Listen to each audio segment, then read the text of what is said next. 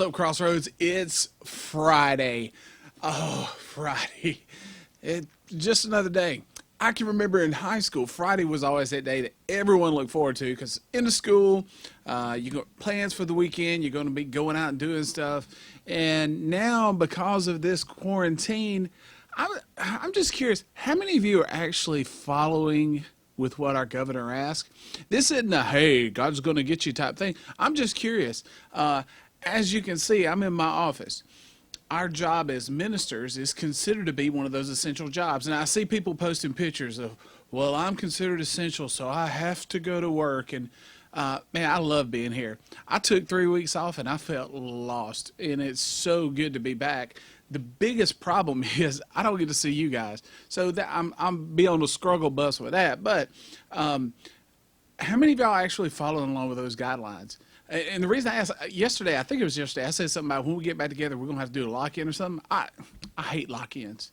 There are not many things in the world that I like less than a lock-in, but I think we're going to do one. Why not? I want us all to get together again. Anyway, the study for today, talking about how people are going to speak against your dreams.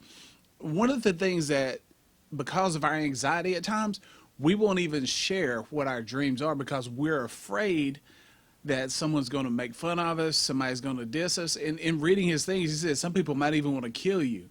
Man, I don't know what you dream if they want to kill you, but that's a little extreme. But I've always been a dreamer. From the time I was a little kid, I played the what if games. Growing up kind of in the country, not having anybody to play with, I always had these dreams of being a super athlete. And I had a swing set in the backyard, and I'd throw the baseball up and go up and make a catch over the baseball or over the swing set top, and you're saying, "Hey, he makes the catch to win the game." That was me.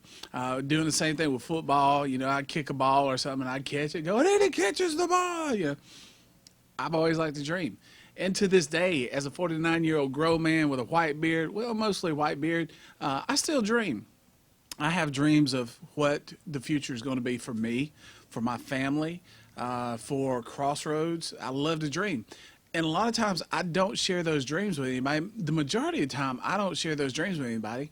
And my reason for that is because the fear of failure. If I don't achieve my dream, then I'm afraid that people are not going to, I don't know, folks are going to make fun of me. And I shouldn't care what people think, but I still do. So a lot of times I don't even share my dreams. But there's something inside me that keeps pushing for it. And in reading the scripture that he had let out for us, that you intended harm to me, but God intended it for good to accomplish what is now being done, the saving of many lives. What is your dream spiritually?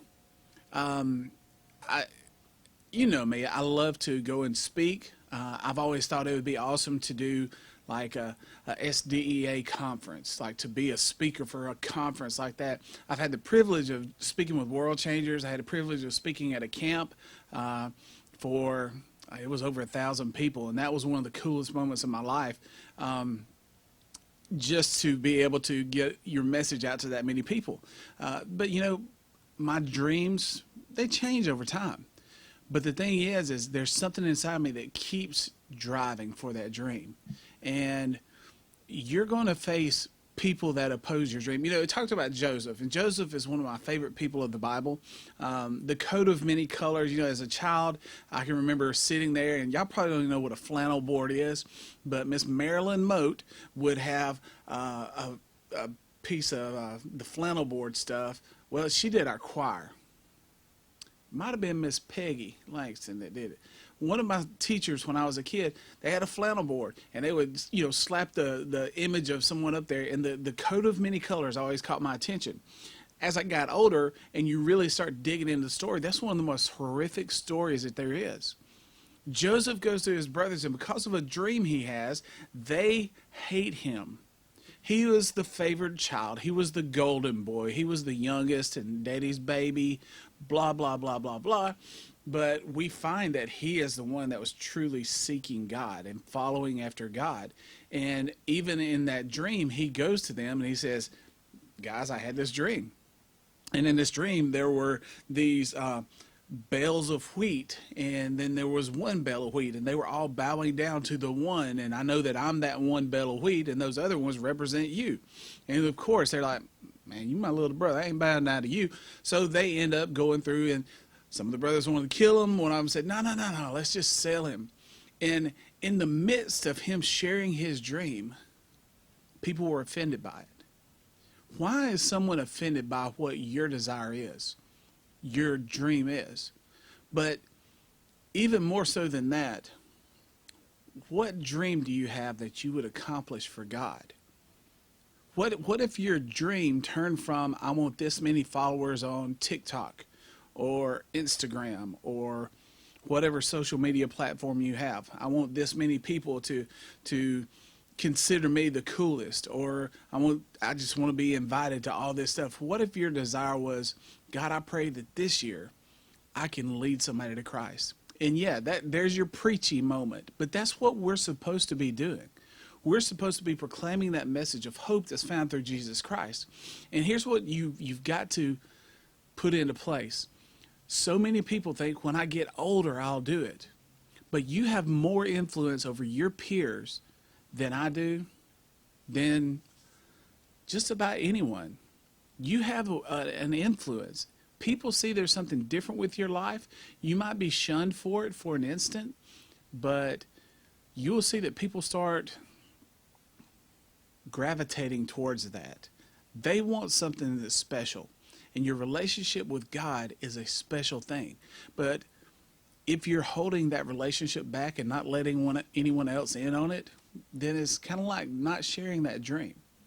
What's your dream? What holds you back from trying to not just achieve that dream? Because some people, they dream big, and you should. You should dream big. Someone said you always shoot for the stars, and if you miss, you still land on the moon, or I don't know how it's said. You could probably know it better than I do. But you dream big. You don't dream for things that you can achieve. The whole book, that whole book, it's talking about if your dreams aren't big enough to scare you, then they're not big enough. You need to have some crazy dreams, but not just for your personal success, your spiritual success. What are your dreams? How many people would you like to reach for Christ? How many people would you like to help lead to an eternal salvation? My prayer is that number would blow my mind. Again, our text me number, boom, hit that text me number.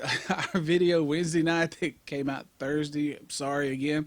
I felt like a telethon. Y'all might not even know what a telethon is, but we used to get home and you turn it on, it'd be the MDA telethon, and they'd have a number at the bottom and you call in your sponsor. That's kind of what this number feels like to me at the moment. But I want you to, what's your dream? What's your spiritual dream? Send that to me in this text me. I just want to know what your dreams are. And as we continue through this study, you got a couple more days of this. Monday, we will start a new one. So Monday, I'll be sending out a new one. Don't forget, Sunday, 10:30, get with your family, sit around, enjoy our worship service that we're going to be sending out Sunday morning. And again, getting together and eating this week through Zoom or Google Hangout. I'm just not going to be able to pull that off this week. I am working in that direction though. So anyway, stay tight with each other. Stay close to the Word of God and Crossroads until we're able to get back together. Know that I love you and I'm praying for you. See ya.